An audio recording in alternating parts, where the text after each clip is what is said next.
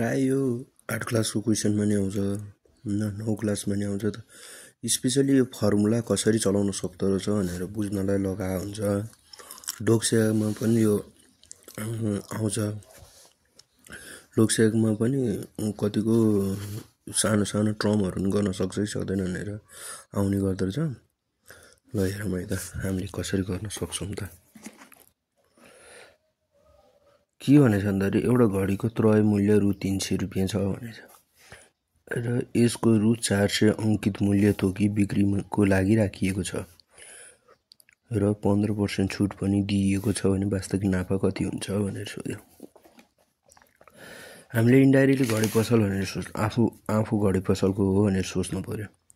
उसले क्रय मूल्य भनेपछि किनेको मूल्य भनेको सिपी रिज 300 क्रय मूल्य भन्छन् नेपालीमा है। क्रय मूल्य यसको भयो। अङ्कित मूल्य अब मैले बेच्नलाई राखेँ 400 रुपियाँ सेलिङ प्राइस, तर फेरि पुरै भनेछ है र गएर छोड्यो र 15% छुट पनि दिएको छ। यसमा 15% छुट दिएको छ भने अफ 15% कतिमा अङ्कित मूल्यमा 15% दिन्छु भनेछ। जब हामीले क्यालकुलेटर पनि प्रयोग गर्न पाइन्न है, सकेसम्म नानी बाबुहरूले नगर्नु ठिक। रिज 400 माइनस 400 इन्टु 15/100 गरौँ, चाँडै गरौँ है त। 15 चौको कति भयो 60 भयो, 60 भयो 340 आयो। अब डाइरेक्ट यसले वास्तविक नाफा कति हो भनेर सोध भनेर।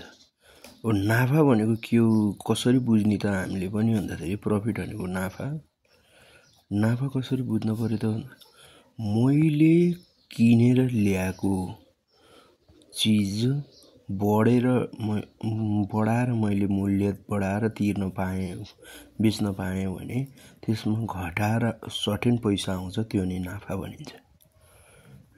जस्तै अब मैले 300 मा ल्याएको थिएँ 340 मा बेचेँ, 340 सेलिङ प्राइस क्रय मूल्य माइनस अङ्कित मूल्य माइनस क्रय मूल्य। अब कति भयो 340 माइनस 300 गरेपछि 40 रुपियाँ प्रफिट आयो।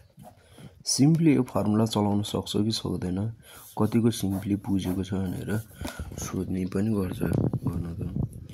यो 8-9 चाहिँ 1 मार्क्स जहिले सोध्छ यस्तो चाहिँ 1-2 मार्क्समा 2 मार्क्ससम्म अलिकति जोड्यो भने 3 मार्क्ससम्म जोडिदिन्छ, अलिकति थोरै थपेर नत्र लोकसेवामा नि 1 मार्क्स मात्र सोध्छ।